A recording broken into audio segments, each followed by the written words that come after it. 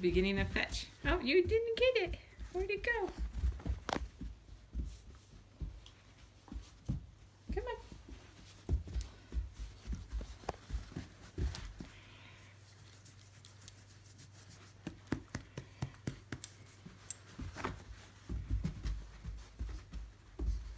Leave it. Leave it. Yes, good girl. Good girl.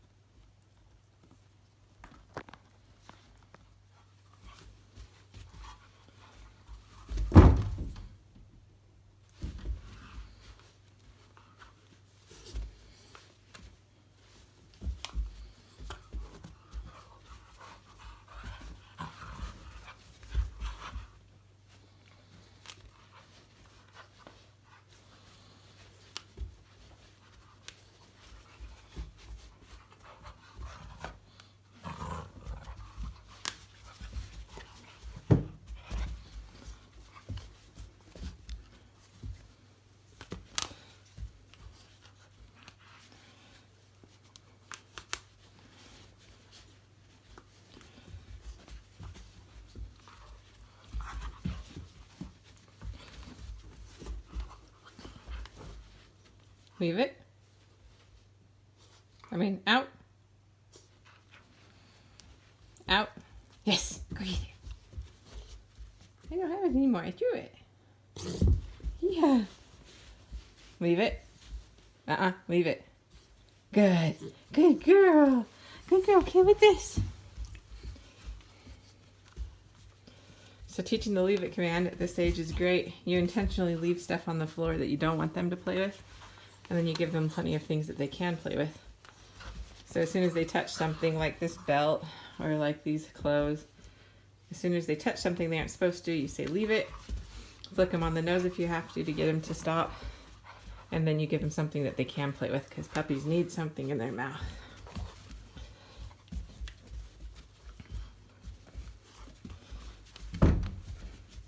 Out. Yes. Go get it. Good girl. Yay. Good girl.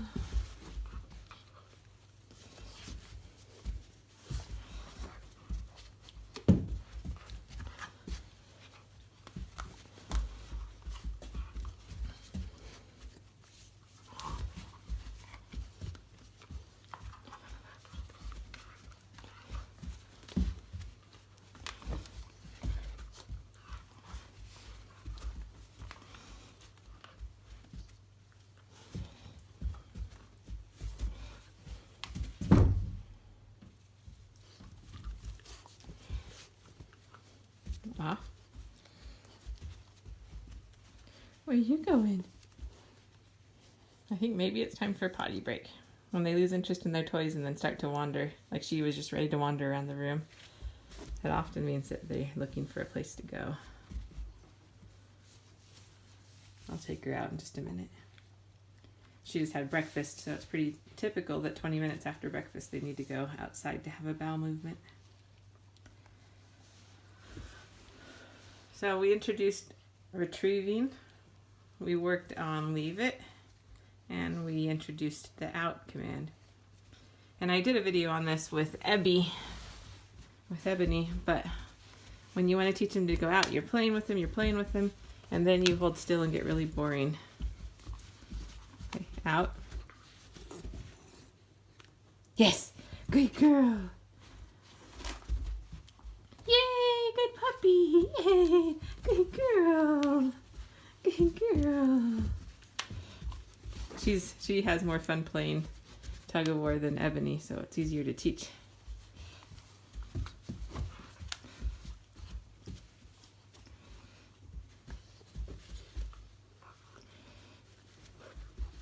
Out.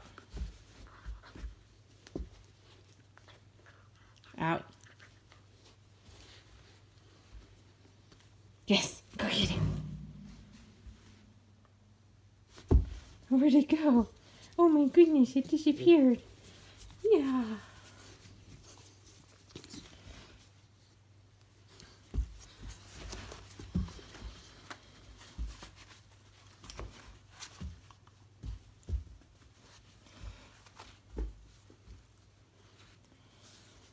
I haven't taken her out yet to go potty because she went back to playing and hasn't looked like she was sniffing around for it anymore.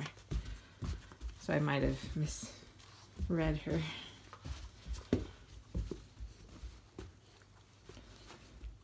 So you can see just in one play session that you can work on multiple commands. I also worked on off. If she puts her paws on me, I tell her off. Puts her mouth on something she shouldn't, I tell her leave it. When I'm playing tug of war, I teach her out, and then I throw the toy, and when she brings it back, I praise her and play with her some more as the beginning of retrieve. So all in one little play session. You can work on all those things. You can also work on come. If you want them to come to you, you can, like, let's see if I can show you.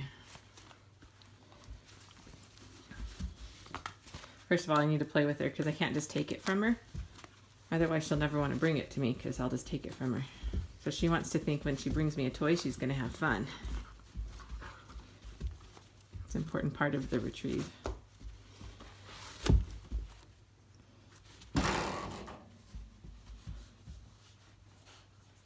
Yay!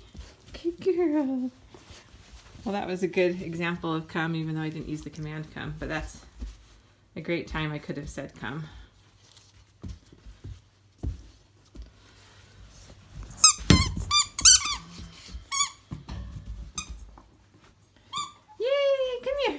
Baby. Yes, good girl. Yes. Come here. Yay. Good girl. Oh, did you not see it? Yay, good girl. Yes. Okay, I'm going to keep playing with her without a camera, but that's her playfulness this morning.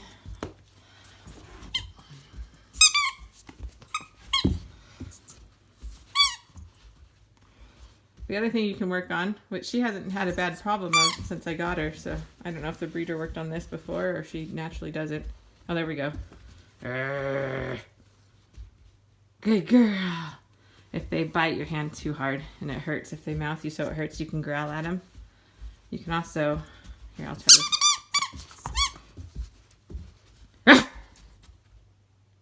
this. See, you can also bark at him. Good girl. And the third thing you can do.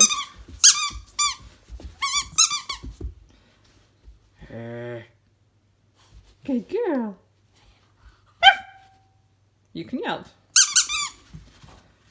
Growl, bark, and yelp are all things that they understand when it comes to if they bite too hard. And then if they're really disobeying you and you growl and bark and they're still biting you, then what you do is right here on their neck. This is where their mom would put her mouth. So if they bite you too hard, you can do the bark thing where you're really loud and sudden, and then at the same time you push them down really sudden like this. And that's the same kind of discipline their mom would give them.